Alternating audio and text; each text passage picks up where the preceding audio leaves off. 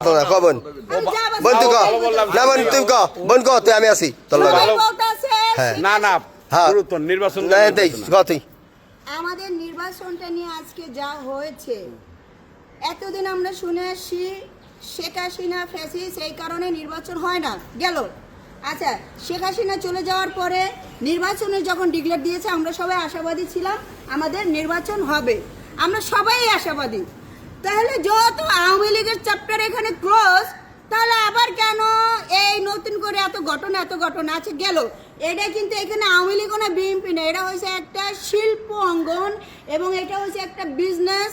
সবাই এখানে বিজনেস করে, আমিও বিজনেস করি। আমি 2 টাকা ইনভেস্ট করতেছি মানে কি আমি 2 টাকা আনার জন্য করতেছি নাকি?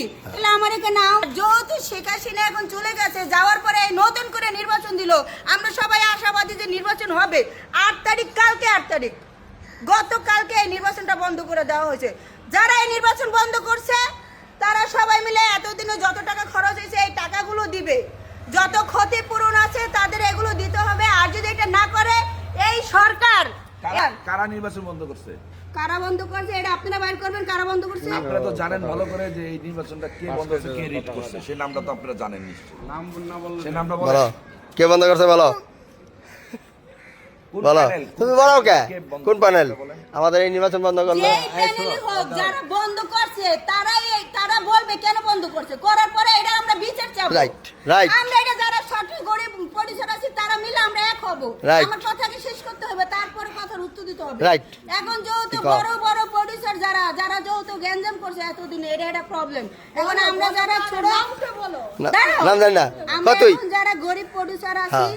তারা আমরা সবাই একত্র হব হইয়া আমাদের যারা প্রার্থী ছিল, যাদের যত টাকা খরচ গেছে, সব ফেরত দিব। যেই পার্টি যেই দল এই নির্বাচনটা বন্ধ করছে, হ্যাঁ। কারণ আমরা তো ভুক্তভোগী, হ্যাঁ। আমরাই বাইর করবো এটারা কে বন্ধ করছে।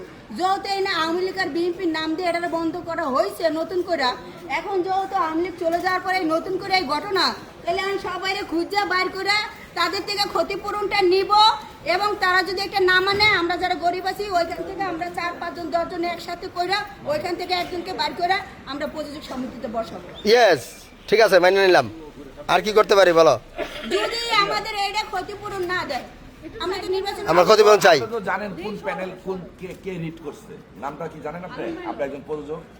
শুনেন, আমি যতটুকু জানি এইখানে যেই প্যানেলই বন্ধ করে থাকুক সেটা হচ্ছে বন্ধ করেছে আওয়ামী লীগ অ্যান্ড বিএনপির কারণে। এটাই নাকি একটা প্রবলেম, ঠিক আছে? যেহেতু এই প্রবলেমের কারণে এটা বন্ধ করা হয়েছে, তাহলে আমরা মাননীয় প্রধানমন্ত্রীর কাছে যাব, গিয়া বলবো আপনার বিএনপির যারা আছে হ্যাঁ করে দেন, আর আমাকে যারা গরিব ছিল আওয়ামী লীগ ছিল হ্যাঁ টাকাগুলো খরচ হয়েছে হ্যাঁ করে দেন, আমরা লইন থেকে। আচ্ছা তাহলে তুমি আবার একটু জানো না ব্যাপারটা হয়েছে, তারা বলতেছে যে 2 ট্রাম বলে এরা 2 জন নির্বাচন করছে এই কারণে। হ্যাঁ হ্যাঁ।